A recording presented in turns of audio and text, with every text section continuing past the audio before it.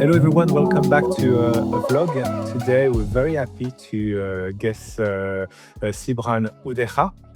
I hope I pronounced the word correctly, not too Frenchy. So yeah, it's really a pleasure to have you today. You've got like an impressive and long experience in leading e-learning department. So maybe as a first introduction, you please, if you could tell us, a few words about your experience and about yourself. Sure. My name is Sybrand Oudega. I'm originally from the Netherlands, but it's even a non-typical Dutch name. I've been in learning and development for just over 20 years now. I started originally in hospitality, and once I worked for Marriott, I got trained to be a trainer, and I loved that so much that I did a switch in my career and focused on learning and development. And in brief, I worked for a company for 11 years called Performance Solutions, or Start Reverse, they're called nowadays.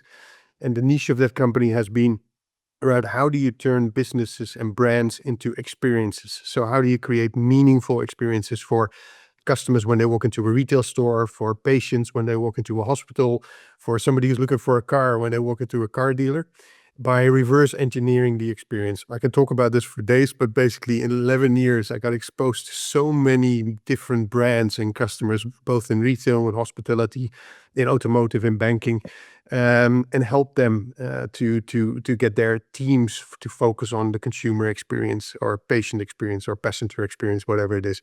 One of my customers was Nokia. And I think everybody knows Nokia. It's the phone that your parents used to have or that we had in the early days. And they were I did. exactly, they were booming. So this was like 2005, 2006, when they had over 40% market share. And working for Performance Solutions, we were responsible for designing the consumer experience proposition within their retail stores. And they were opening retail stores by the dozen. So I got pulled into this big black hole called Nokia and was traveling the globe as a global master trainer to focus on consumer experience within those stores. And then in 2012, I got the opportunity to actually join Nokia internally. So we moved the family over to Finland, where Nokia headquarters was, and I became the head of retail sales capability, focused around how do we build the capability across telecom audiences, so own retail, but also multi-branded telecom retail for people to sell and recommend Nokia devices. And once I started, I got pulled in, or I was actually asked, or tasked is probably a better way of saying it, to lead a company-wide initiative called Show Your Colors, because our CEO found that everybody within Nokia had to regain the passion for the brand. So I designed and globally delivered a training and an engagement activity for over 16,000 people in 65 countries. And that was my true first exposure into what it takes to deploy an identical program across so many cultural variations.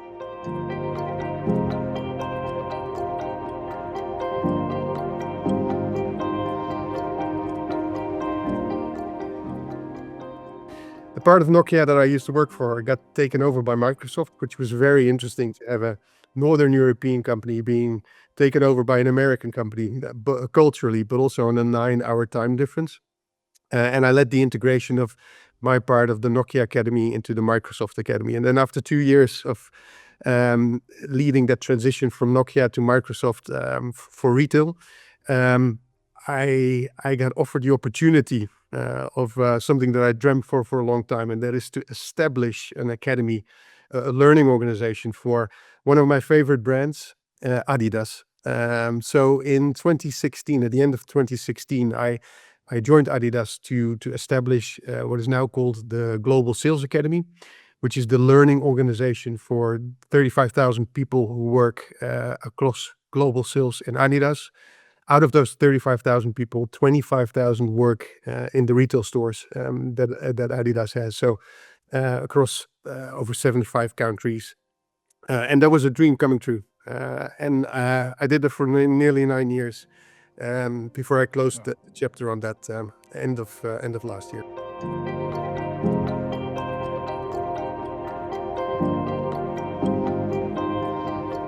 What was the process, I would say, to modernize learning into this organization and to to basically implement it, and what were your goal? Because I guess every e-learning department has a business objective and impact. So yeah, I would love that if you could tell us a little bit more about this role at Adidas. That's a very interest me highly.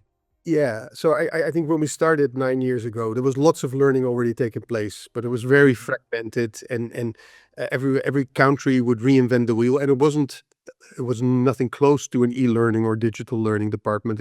It was 95% of training being delivered in person or in store. Yes, and yeah. And I think over the course of those 9 years, we transitioned that from 90 or 95% in-person training into finding a more balanced approach, and applying e-learning or digital learning where it made sense, and still also keeping with a capacity of 120 trainers across the globe, wherever it made sense to do in-person or trainer-led trainings to do those as well. So I think the biggest shift has been from purely in-person learning into creating an ecosystem that allowed these 25,000 people in retail to get access to learning on their own mobile device or through the iPads or laptops that they had within the store in their own language. And I think that was the key barrier. When we started 9 years ago, translations were Not yet, huh? not yet, and luckily nowadays, through the power of machine translation and AI, you can really translate something that feels that the content was created in the language, in the native language that is there. And I think that's one of the biggest shifts.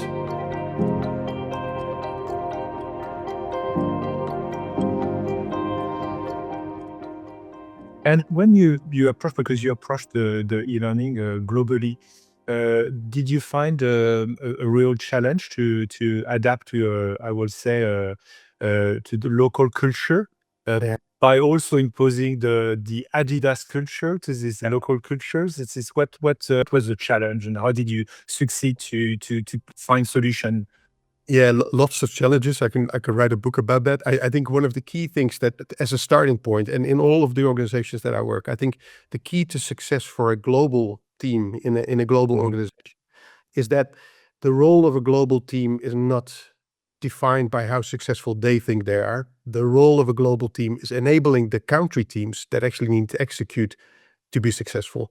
So the global team is an enabler of the market teams. And I think when I talk about enablement, there is no such thing as a global way of doing things when it comes to skills or serving customers or introducing a product or even running your store in a retail environment. So I think as a global team, we always ensured that we created training frameworks and content that is flexible enough to be localized. And I think it is actually a requirement that local teams have the flexibility to localize, and not only localization through language, but localization through adjusting the content in such a way that it's really fit for purpose and relevant to the market. Because just to give you a very simple example, in retail, we know that every customer that enters the store needs to be greeted in order to feel welcome. So that could be a global standard, right? Greet every customer. However, the way that you would greet a customer in the US will most likely be different from the way that a customer is greeted in Japan. So there is no one way of greeting a customer. So I think the global way is every customer needs to be greeted. But what you say and what you do when you greet and how proactive you are. And in the US, they may introduce themselves saying, "Hi, welcome to Adidas. My name is Sybrand, and let me know if you need anything." Well, in Japan, for instance, it's far more reserved in the way that they approach customers. So I think the key to success for deploying things globally is creating global consistency on a high level, but allowing enough flexibility to localize it in such a way that it's easier for markets to adopt, to deliver.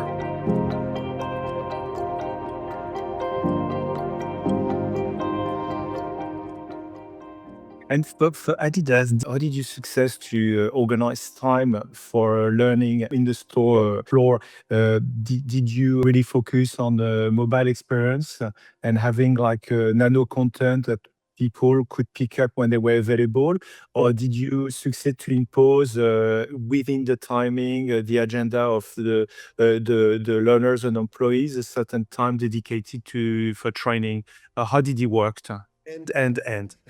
Understand. Okay. I think, and At I all think that is level. the solution, right? So on the one hand side, we had this ecosystem of digital learning enablers, micro learning or digital learning that people could browse on their mobile phones at the moment that they need it. And a lot of that is reactive, especially when it comes to product knowledge, right?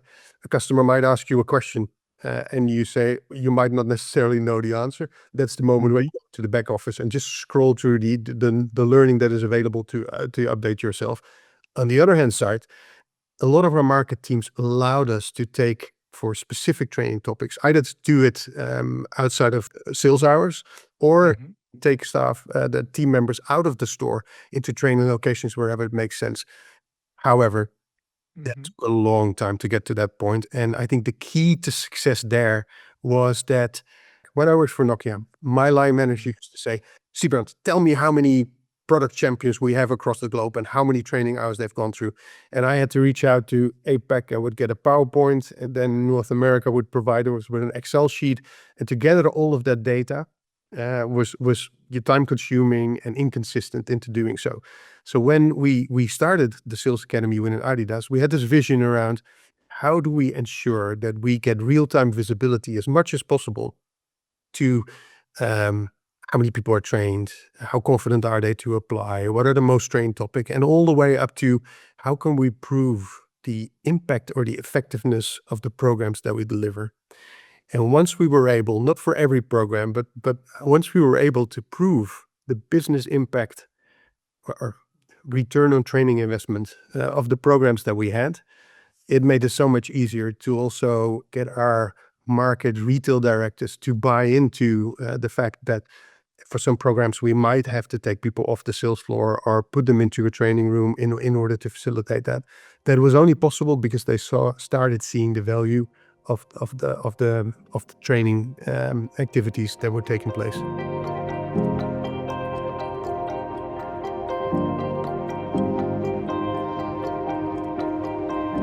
Did you had in mind to really also start to develop, I would say, the social learning aspect? Because you say you increase the training time on the online, Yeah. and decrease the on-store training.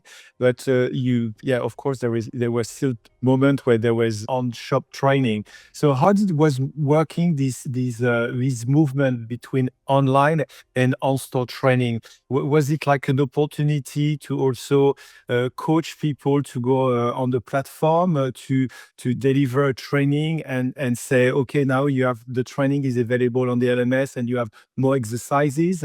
Were you taking this opportunity to really, I would say, train people to use the online support? I'm really curious about this strategy because, bringing a training to people, it's also directly coaching people with message, with animation, Absolutely. I think communication between team. How did you manage that? Yeah, I think, as a whole, I think one of the key principles is there's no shortcuts to learning, right? And then what I mean is that, launching an e-learning through an LMS or an LXP and then only tracking completion rates, I can already tell you is not going to lead to the impact that you want. So I think when I look at the overall approach is that it's not only an e-learning portal or an LXP that is going to make you successful. It is the blend and finding the balance between what can you deliver virtually or digitally, and that's predominantly knowledge, right? So because a lot of learnings increase knowledge, but still doesn't focus on application.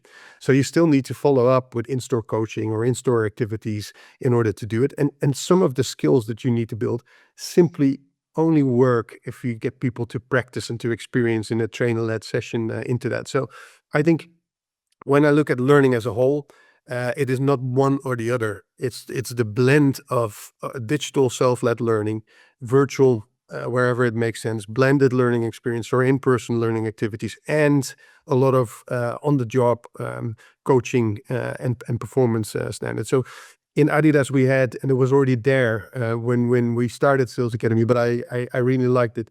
we used a structure called LEAP, learn, experience, and perform. And I Thank you. we- That was actually my question, because when we prepared the call, you talk about the leap method, and I really wanted you to give us some information about the methodology that you built to Adidas. And I think you hear that from a lot of customers, getting people to attend just the learning piece. So LEAP stands for learn, experience, and perform. And it's basically a structure which is related to 70-20-10. So the way that you get effective learning. So the first thing we would do is we would have our own learning platforms within Adidas that we developed ourselves, and people would attend the platform and go through a learning module about asking open-ended questions, asking questions in order to identify needs. I'm just giving you something, right? So that was the learned piece, but knowing about how to ask open-ended questions is not going to bring you anywhere. So the experience piece is that we would give them assignments following the e-learning, basically assignments on the sales floor to experience. And experience could be observe a colleague, how they ask questions, or turf what type of questions that they ask. Do a role play with a colleague and practice the different question types. So that's the experience piece, just to experiment and to experience what it's like asking different kinds of questions in order to identify needs through multiple activities. And then the P for perform, learn, experience, and perform. The perform is that you have a set of concrete observable behaviors or skills or standards that a shift leader or a coach can actually observe on the sales floor. So I can observe somebody having a sales conversation and actually observe whether they ask the right kinds of questions to identify needs. Is it closed questions? Is it open-ended questions? Is it leading questions? So all of those type of things. Are they funneling the information in order to get to the true need of the customer? So you can actually assess that and actually see whether people perform up to the standard of where you want them to be. So I think as a whole, launching a learning platform and just looking at completion rates and hope and time spent on learning doesn't say anything. It is around, do you get people you offer them the opportunity in a controlled environment to experience in order to cement the skills that you want them to have? And can you assess whether they're actually then performing up to the standard or the level that you want them to be?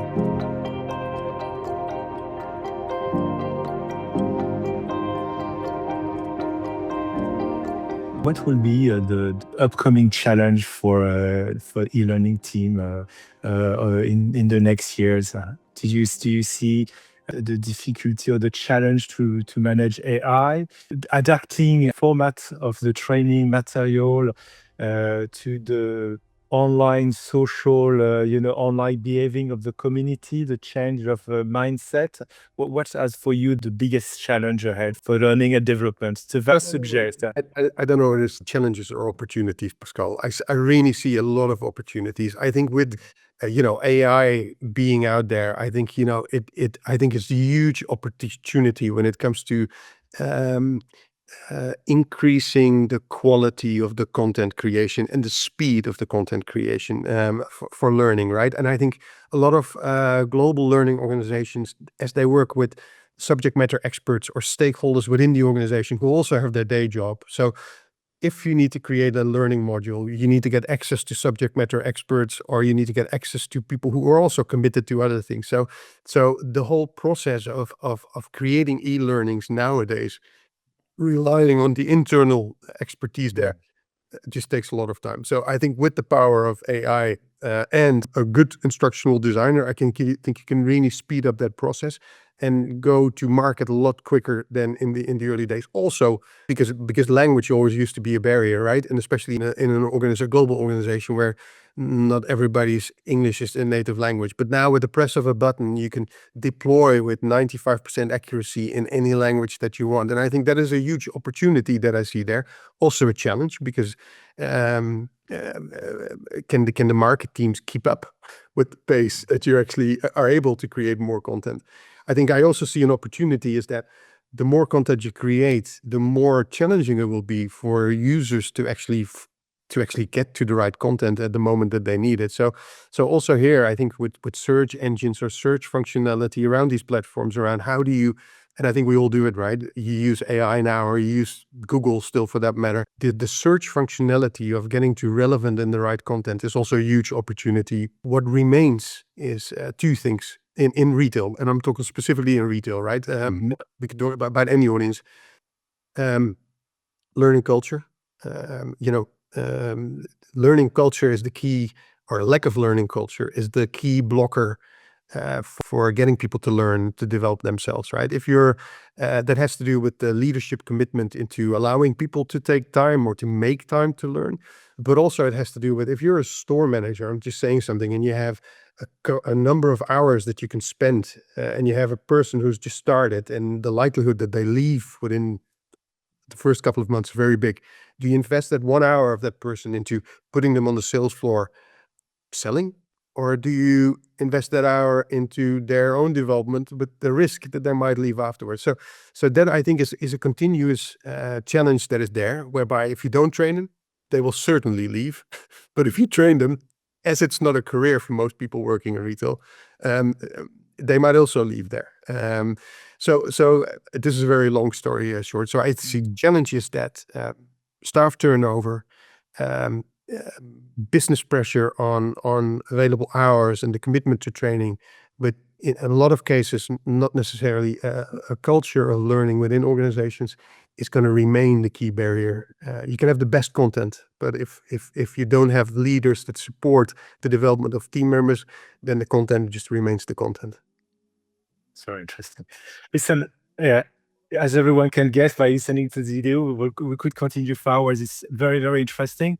Hopefully we can make a chapter 2 and a chapter 3 to continue this conversation and discussion with the video. It was very, very, very interesting, Sybrand. Thank you so much for this time. Yes, I'm really looking forward to continue this discussion with you. Sure, anytime. Thank you. Thank you everyone for listening, and see you very soon for a new vlog.